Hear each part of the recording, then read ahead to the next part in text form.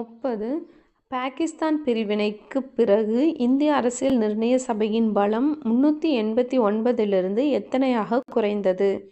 Options are 299, 324, 292, 211.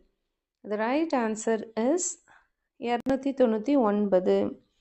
Pakistan பிரிவினைக்குப் பிறகு இந்திய அரசியல் நிர்ணய சபையின் பலம் 389லிருந்து 299ஆக குறைந்தது.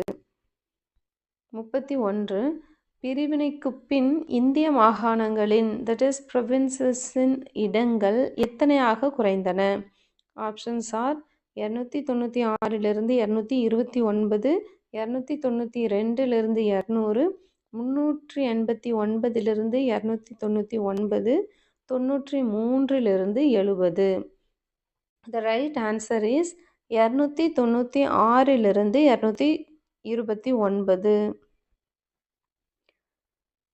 That is, சுதேச அரசுகளின் இடங்கள் 93லிருந்து 70ஆக குறைந்தன. அதே மாதிரி ப்ரொவின்சஸ்க்கு 296லிருந்து 229ஆக குறைந்தது. அதே மாதிரி சுதேச அரசுகளுடைய இடங்களும் 93லிருந்து 70ஆக குறைந்தது.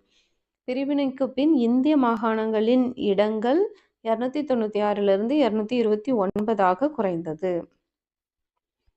32. அரசியல் நிர்ணய சபை காமன்வெல்த் அமைப்பில் இந்தியாவின் உறுப்பினர் அங்கீகாரத்தை எப்போது உறுதிப்படுத்தியது?